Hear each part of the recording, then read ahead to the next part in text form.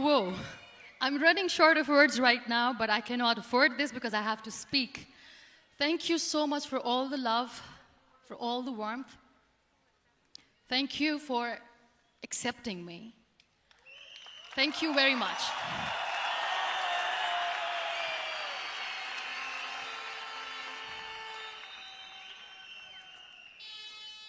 Well, I always start my talk with a disclaimer. And that disclaimer is that I've never claimed to be a motivational speaker. Yes, I do speak, but I feel more like a storyteller because wherever I go, I share a story with everyone. Well, it is a story of a woman whose perfectly imperfect life made her who and what she is today. It's the story of a woman who, in pursuit of her dreams and aspirations, made other people realize that if you think that your life is hard and you're giving up on that because you think your life is unfair, think again.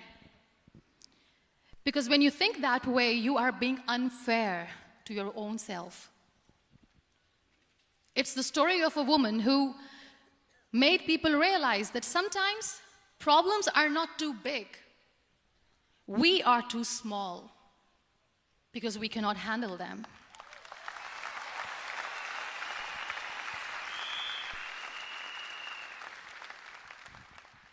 It is the story of a woman who with time realized that real happiness doesn't lie in success, money, fame.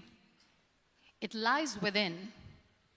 Real happiness lies in gratitude.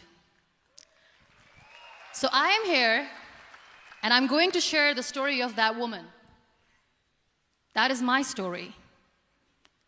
The story of gratitude.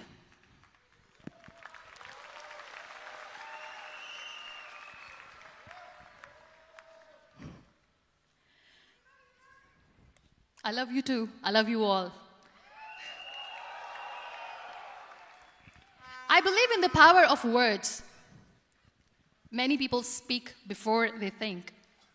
But I know the value of words. The words can make you, break you, they can heal your soul, they can damage you forever. So I always try to use the positive words in my life wherever I go. They call it adversity, I call it opportunity. They call it weakness, I call it strength. They call me disabled, I call myself differently abled. They see my disability. They see my disability, I see my ability. There are some incidents that happen in your life, and those incidents are so strong that they change your DNA. Those incidents or accidents are so strong that they break you physically. They deform your body, but they transform your soul.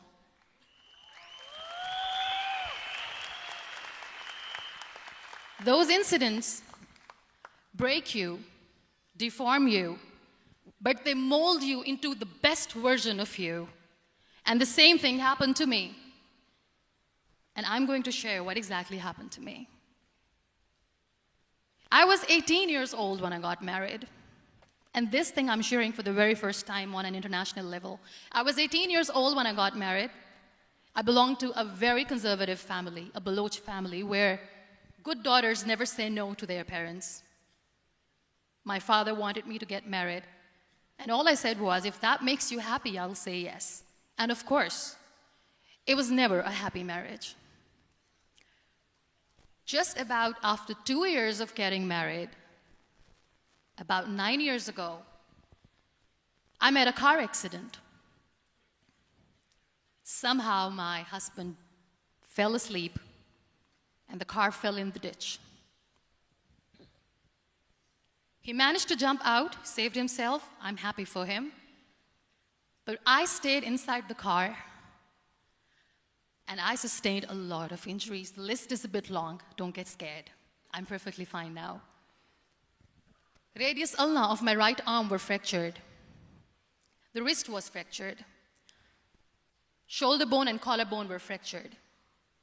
My whole rib cage got fractured. And because of the rib cage injury, lungs and liver were badly injured. I couldn't breathe. I lost urinary bowel control. That's why I have to wear the bag wherever I go. But that injury that changed me and my life completely as a person and my perception towards living my life was the spine injury. 3 vertebrae of my backbone were completely crushed, and I got paralyzed for the rest of my life. So this accident took place in a far-flung area in the outskirts of a very small province, Balochistan, where there was no first aid, no hospital, no ambulance. I was in the middle of nowhere in that toppled car. Many people came to rescue. They gave me CPR. They dragged me out of the car. And while they were dragging me out, I got the complete transection of my spinal cord. And now there was this debate going on. Should we keep it here? She's going to die. Where should we go? There is no ambulance. There was this 4-wheeler Jeep standing in the corner of the street. They said, put her in the back of the Jeep and take her to the hospital, which is 3 hours away from this place. And I still remember that bumpy ride. I was all broken. They threw me at the back of the Jeep and they rushed me to the hospital. That is where I realized that my half body was fractured and half was paralyzed. I finally ended up in a hospital where I stayed for 2.5 months. I underwent multiple surgeries. Doctors have put a lot of titanium in my arm. There's a lot of titanium at my back to fix my back. That's why people in Pakistan call me the Iron Lady of Pakistan.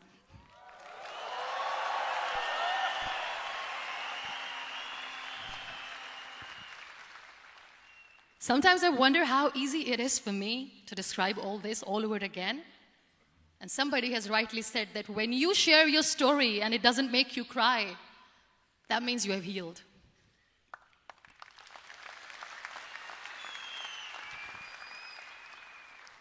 Those 2.5 months in the hospital were dreadful. I will not make up stories just to inspire you. I was at the verge of despair. One day, doctor came to me and he said, well, I heard that you wanted to be an artist, but you ended up being a housewife. I have a bad news for you. You won't be able to paint again because your wrist and your arm are so deformed, you won't be able to hold a pen again. And I stayed quiet. Next day, doctor came to me and said, your spine injury is so bad, you won't be able to walk again. I took a deep breath and I said, it's all right.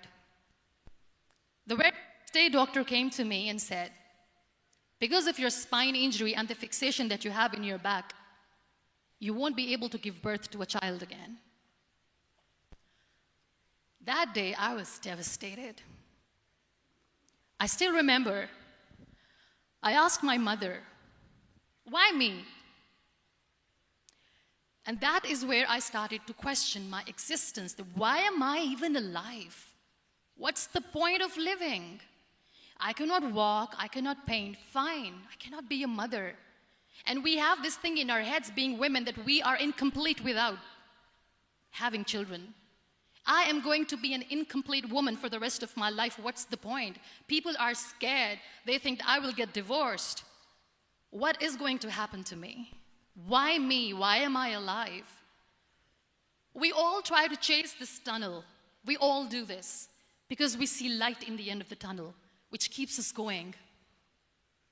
My dear friends, in my situation, there was a tunnel that I had to roll on, but there was no light. And that is where I realized that the words have the power to heal the soul. My mother said to me, this too shall pass. God has a greater plan for you. I don't know what it is, but He surely has.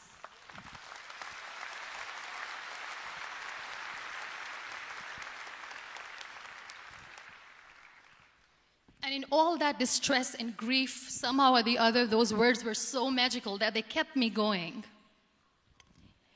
I was trying to put that smile on my face all the time, was hiding.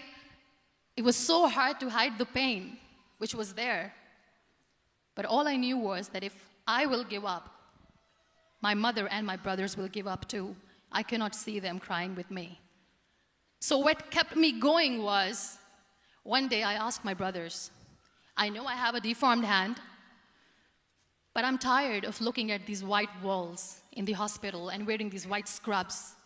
I'm getting tired of this. I want to add more colors to my life. I want to do something. Bring me some colors. Bring me some small canvas. I want to paint. So the very first painting I made was on my deathbed, where I painted for the very first time.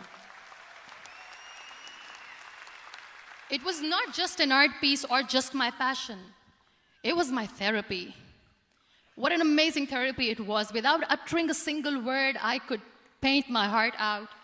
I could share my story. People used to come and say, what lovely painting, so much color. Nobody could see the grief in it. Only I could. So that's how I spent 2.5 months in my hospital, crying, never complaining or whining, but painting. And then I was discharged, and I went back home. And I went back home, and I realized that I had developed a lot of pressure ulcers on my back and on my hip bone. I was unable to sit. There were a lot of infections in my body, a lot of allergies. So doctors wanted me to lie down on the bed straight for not 6 months, for not 1 year, for 2 years. I was bedridden, confined in that one room, looking outside the window, listening to the birds chirping, and thinking maybe there will be a time when we'll be going out with the family and enjoying the nature.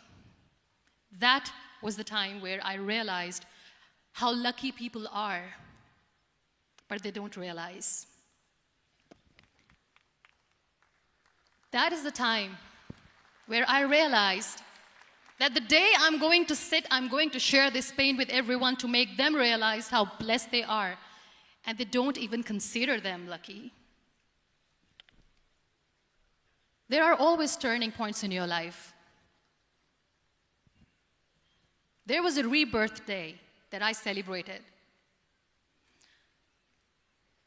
After 2 years and 2.5 months, when I was able to sit on a wheelchair, that was the day when I had the rebirth. I was a completely different person. I still remember the day I sat on the wheelchair for the first time, knowing that I'm never going to leave this, knowing that I won't be able to walk for the rest of my life. I saw myself in the mirror, and I talked to myself. And I still remember what I said. I cannot wait for a miracle to come and make me walk. I cannot sit in the corner of the room crying, cribbing, and begging for mercy because nobody has time. So I have to accept myself the way I am. The sooner, the better. So I applied the lip color for the first time.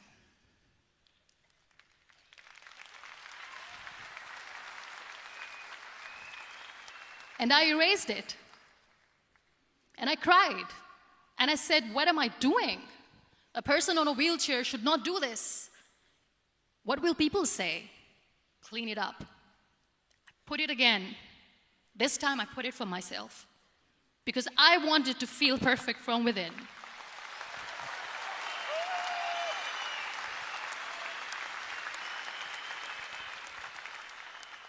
And that day I decided that I'm going to live life for myself.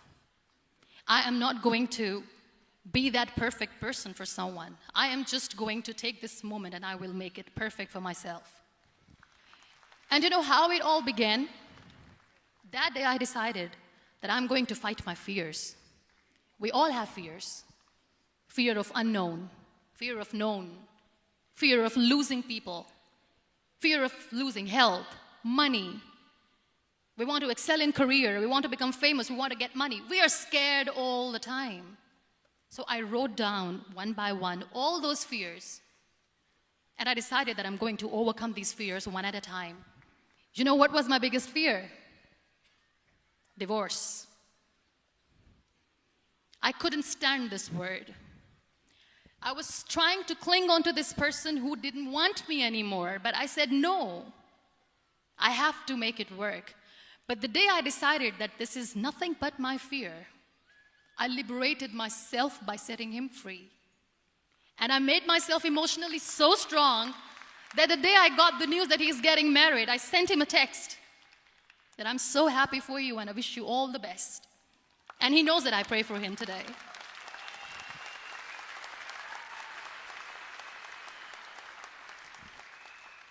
My biggest fear, number 2, was I won't be able to be a mother again. And that was quite devastating for me. But then I realized there are so many children in the world, all they want is acceptance. So there is no point of crying, just go and adopt one. And that's what I did.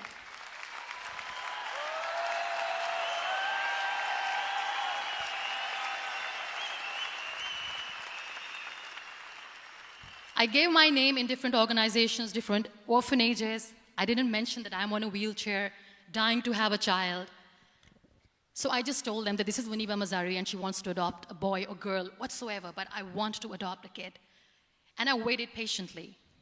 2 years later, I got this call from a very small city in Pakistan. I got a call and they said, "Are you Muniba Mazari? There is a baby boy and would you like to adopt?" And when I say yes, I could literally feel the labor pain. I said, yes, yes, I am going to adopt him. I am coming to take him home.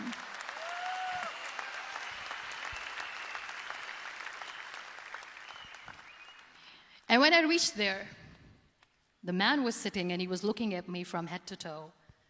And in back of my head, I kept thinking that, oh my God, he's going to say she's on the wheelchair, she doesn't deserve it. How is she going to take care of him? And I looked at him and I said, do not judge me because I'm on the wheelchair. But you know what he said? He said, I know you will be the best mother of this child. You both are lucky to have each other.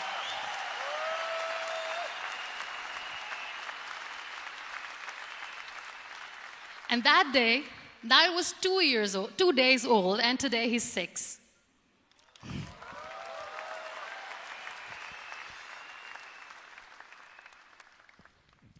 You'll be surprised to know another bigger fear that I had in me. It was facing people. I used to hide myself from people. When I was on bed for 2 years, I used to keep the door closed. I used to pretend that I'm not going to meet anyone, tell them that I'm sleeping. You know why? Because I couldn't stand that sympathy that they had for me. They used to treat me like a patient. When I used to smile, they used to look at me and say that, "You're smiling, are you okay?" I was tired of this question being asked, "Are you sick?"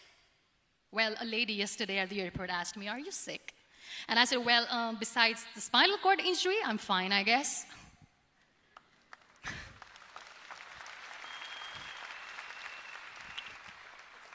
But those are really cute questions. They never used to feel cute when I was on the bed. So I used to hide myself from people, knowing that, oh my God, I'm not going to see that sympathy in their eyes. It's all right.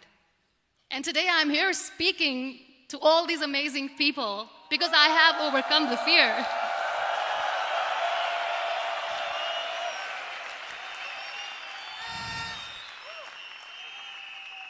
You know, when you end up being on the wheelchair, what's the most painful thing?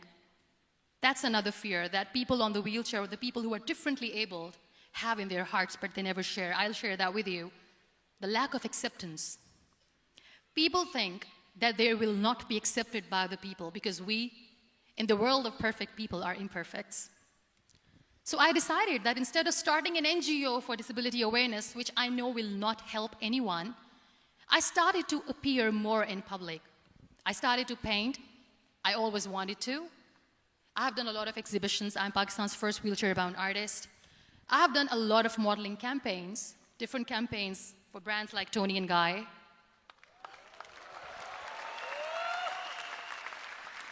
I have done some really funny, breaking the barriers kind of modeling. There was this one by the name Clown Town where I became a clown because I know that clowns have hearts too. And then I also decided that if I really want to make the difference, I am not going to let people use me for their polio campaigns where they will make you a victim and an emblem of misery and mercy and will say that, you know what, give polio drops to your children or they'll become like this girl. I decided that I'm going to join the national TV of Pakistan as an anchor person. And I've been doing a lot of shows for the last 3 years.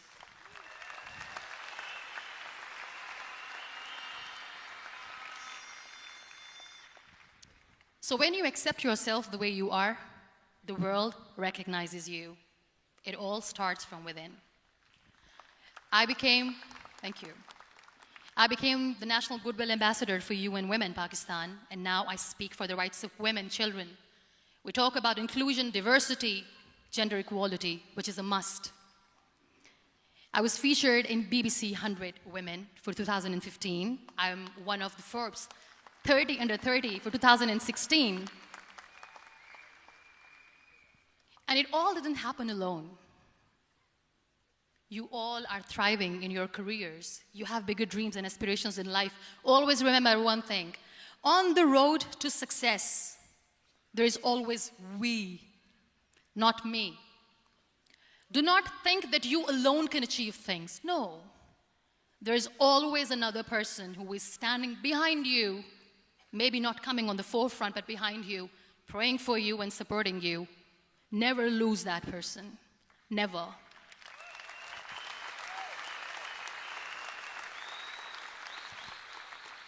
No matter how much I say that I couldn't find a hero, so I became one, I still want to recognize those 3 people in my life who literally changed my life completely, and I get inspiration from them every single day. Waleed Khan. Many people know about the terrorist attacks in Pakistan. We have lost many people. And I'm sharing this with a very heavy heart because we actually have lost a lot of people in this huge turmoil of terrorism. These people are barbarians. They do not see people. They're even worse than animals. They have killed people in mosques. They have killed people in churches, temples, even in schools. There was this terrorist attack in Army Public School, Peshawar, where these terrorists entered in an examination hall and they killed our children.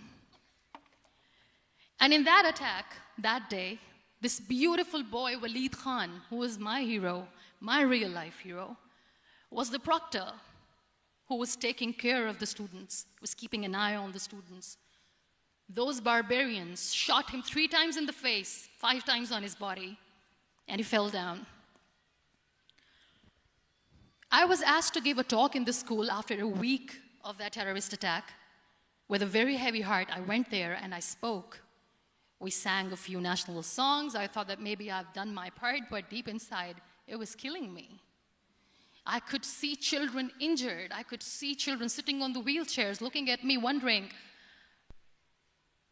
what next? What was our fault? Just because we were here to give examination, we have been shot. So many people, so many children lost their friends. Their classrooms were empty. The next day they went to the classroom. So this kid, Waleed Khan, I was asked that he is in a hospital right now, and you have to go and see him and motivate him and tell him that it's going to be okay. And when I saw Waleed Khan coming on the wheelchair for the first time in front of me, face was all deformed. His leg was fractured, his arm was fractured. He couldn't talk, he lost his teeth. He cannot sneeze, he cannot smell. He cannot eat. And I kept thinking, what should I say? That everything is going to be all right? No, nothing is all right. And while I was juggling with the words, what to say, what not to say, this beautiful child, Waleed Khan, came to me and he said, "Are you Muniba Mazari?" I said, "Yes." He said, "Baji, let's take a selfie."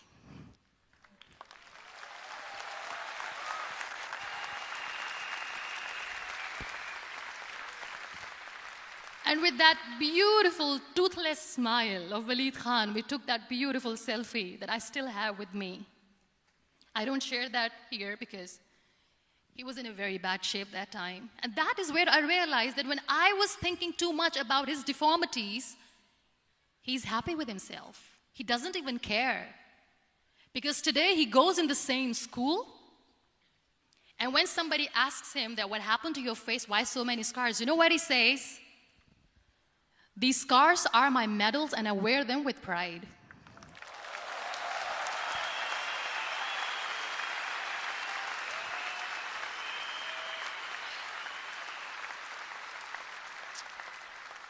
And how beautifully he says the terrorists wanted me not to study. I am going to study. I will become a doctor one day. And this is my way of taking revenge from those terrorists. Another real-life hero, of course, my son. His name is Nile, N-I-L-E, River Nile. I learned so much from this kid. The first and foremost thing is patience. How to be patient when you know that your mother cannot walk, when you know that your mother is different from the other women, when you know that your mother cannot go out and play with you, how to stay calm. He loves football. And when we got the very first football, he was 4 years old. He was super excited. I still remember he came in the room and he said, "Mom, let's play football." And he kept the ball in my feet. And he said, "Let's kick it." And that day I felt disabled. I said, "I cannot kick the ball." And I was down with the same face.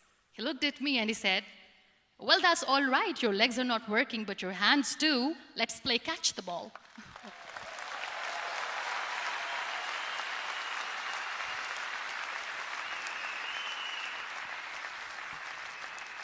You know what? That day he made me realize that when you think your glass is half empty, come on, your glass is half full. It's all in here and here. Last but not least, the woman who made me realize that heroes have no gender. The woman who believed in me even when I was completely at the verge of despair, where everybody left, she was there. And every time I looked at her, without saying anything, she used to look at me and said, "This too shall pass. God has a bigger plan. And one day you will say that, oh my God, that is why God has chosen me." She never cried in front of me. She has always said that there will be haters, there will be naysayers, there will be disbelievers, and then there will be you proving them wrong. My mother.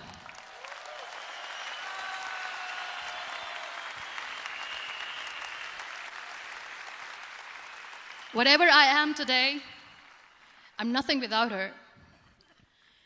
I'm nothing without her. Thank you, Mama. I wish you were here. Thank you for making me who I am today.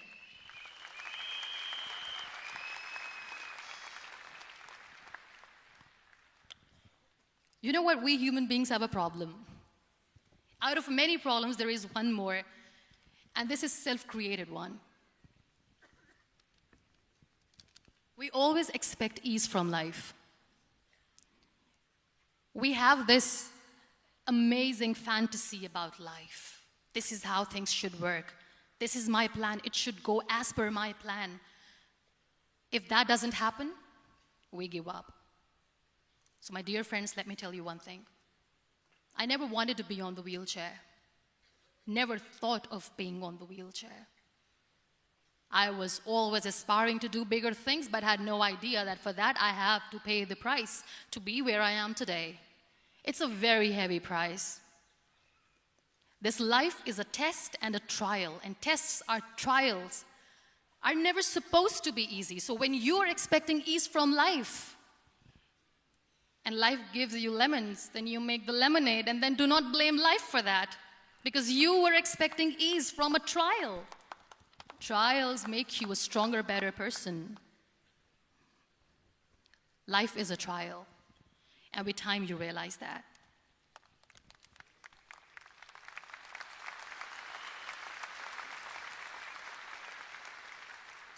It is okay to be scared. It is okay to cry. Everything is okay, but giving up should not be an option.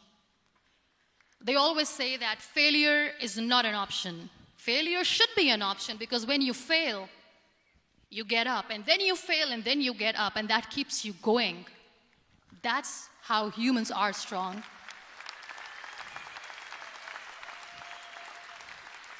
Failure is an option, should be an option, but giving up is not. Never. We have this thing in minds. We call it perfection. We want everything perfect.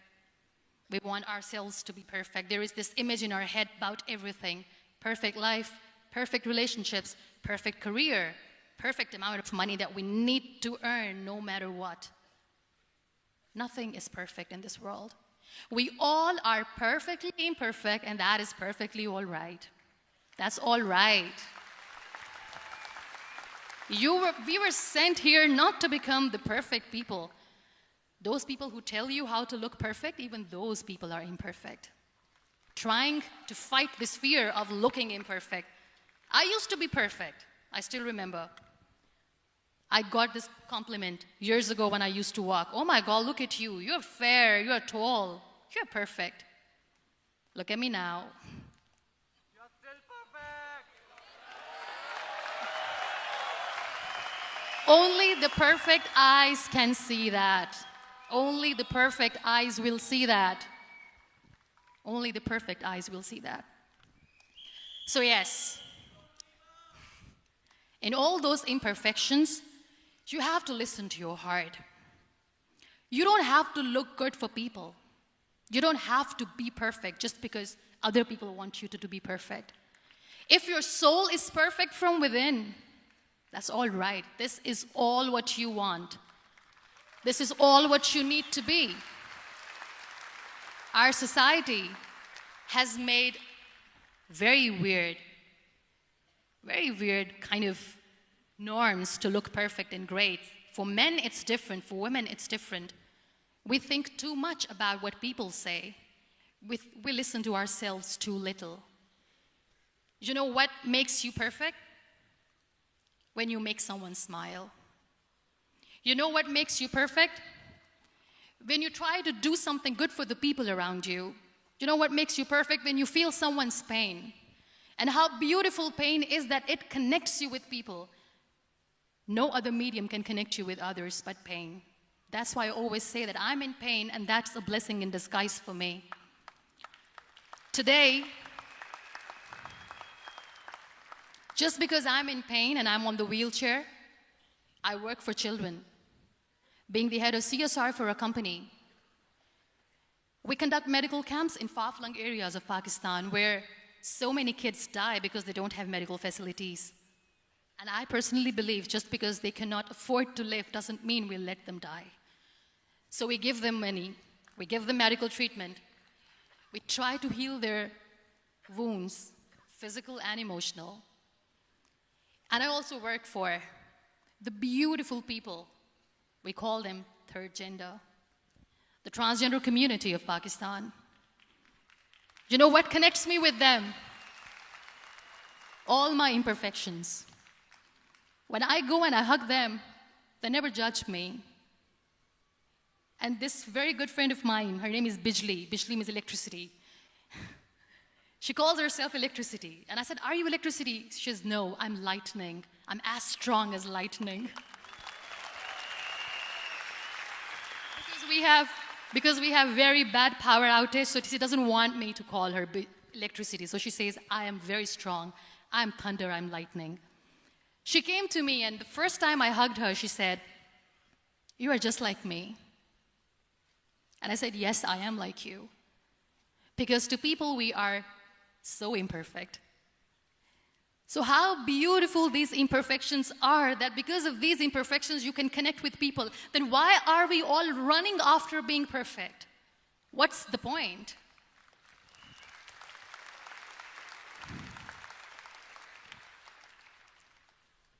Every time I go in public, I always smile. It's always a big toothy smile on my face, and people ask me, don't you get tired of smiling all the time? What's the secret? I always say one thing, that I have stopped worrying about the things that I have lost, the people that I have lost.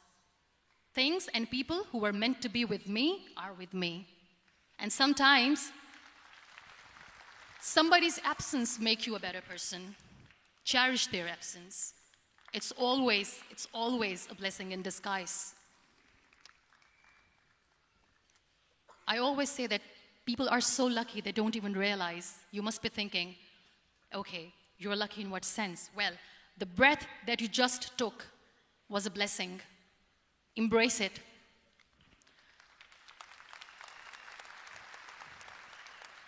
There are so many people in the world who are dreaming to live a life that you are living right now.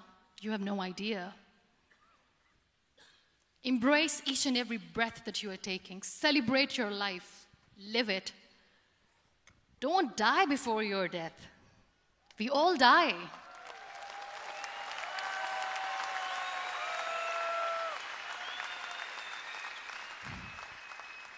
We live this one routine of a day for 75 years and we call it life. No, that's not life.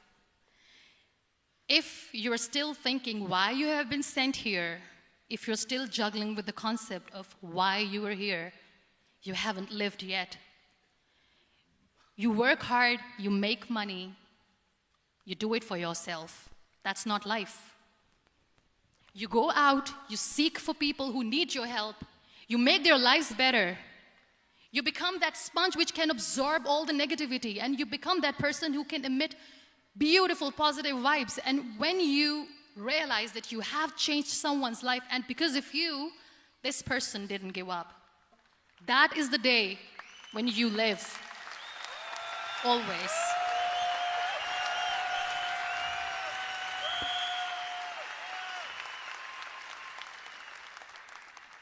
We were talking about gratitude, why I smile all the time.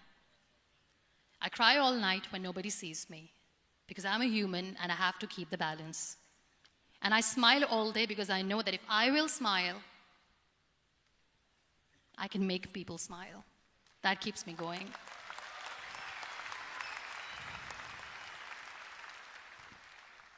Be grateful for what you have, and you will always, always end up having more. But if you'll cry and if you'll crib for the little things that you don't have or the things that you have lost, you will never ever have enough.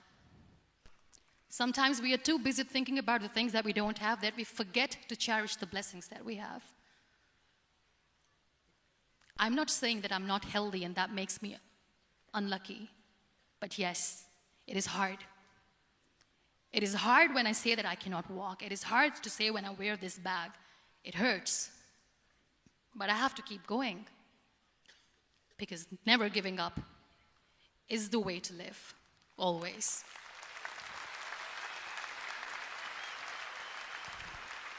So I'll end my talk on a very short note. Live your life fully. Accept yourself the way you are. Be kind to yourself. Be kind to yourself. I'll repeat, be kind to yourself, and only then you can be kind to others. Love yourself and spread that love. Life will be hard. There will be turmoils, there will be trials, but that will only make you stronger. Never give up. The real happiness doesn't lie in money or success or fame. I have this all, I never wanted this. Real happiness lies in gratitude. So be grateful, be alive, and live every moment. Thank you so much, everyone. Thank you.